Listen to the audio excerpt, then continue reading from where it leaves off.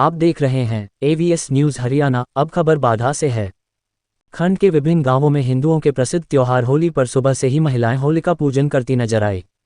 महिलाओं ने पूजा अर्चना करते हुए अपने परिवार व क्षेत्र के लिए सुख और समृद्धि की कामना की। मान्यता अनुसार होलिका दहन रात्रि में किया जाता है, उसके बाद दूसरे दिन सुबह रंगों का त्योहार फौन मनाया जाता है।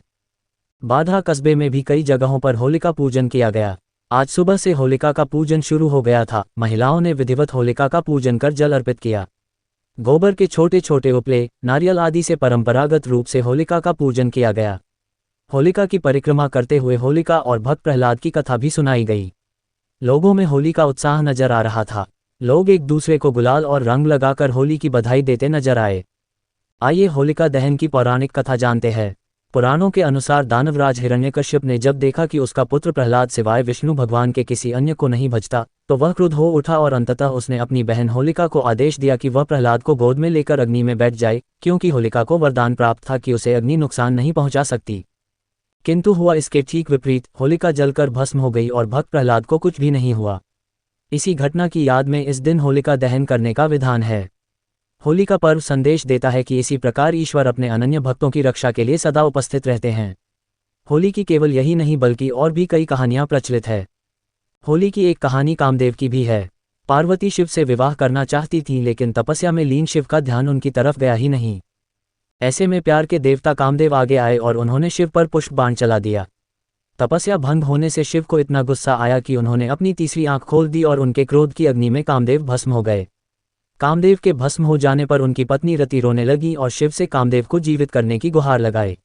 अगले दिन तक शिव का क्रोध शांत हो चुका था। उन्होंने कामदेव को पुनर्जीवित किया। कामदेव के भस्म होने के दिन होलिका जलाई जाती है और उनके जीवित होने की खुशी में रंगों का त्योहार मनाया जाता है।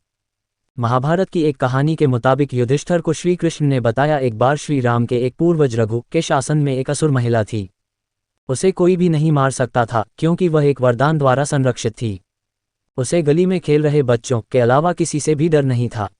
एक दिन गुरु वशिष्ठ ने बताया कि उसे मारा जा सकता है यदि बच्चे अपने हाथों में लकड़ी के छोटे टुकड़े लेकर शहर के बाहरी इलाके के पास चले जाएं और सूखी घास के साथ साथ उनका ढेर लगाकर जला दें। फिर उसके चारों ओर परिक्रमा दें, नृत्य करें, ताली बजाएं, गाना गाएं और नगाड़े बजाएं। फिर ऐसा ही किया गया। इस दिन को एक उत्सव के रूप में मनाया गया, जो बुराई पर एक मासूम दिल की जीत का प्रतीक है। होली का श्री कृष्ण से गहरा रिश्ता है, जहां इस त्योहार को राधा कृष्ण के प्रेम के प्रतीक के तौर पर देखा जाता है।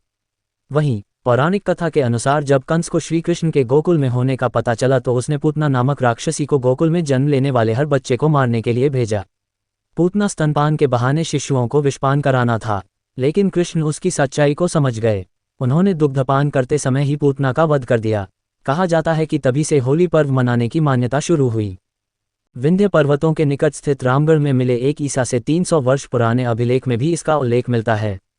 कुछ लोग मानते हैं कि इसी दिन भगवान श्री कृष्ण ने पूतना नामक राक्षसी का वध किया था।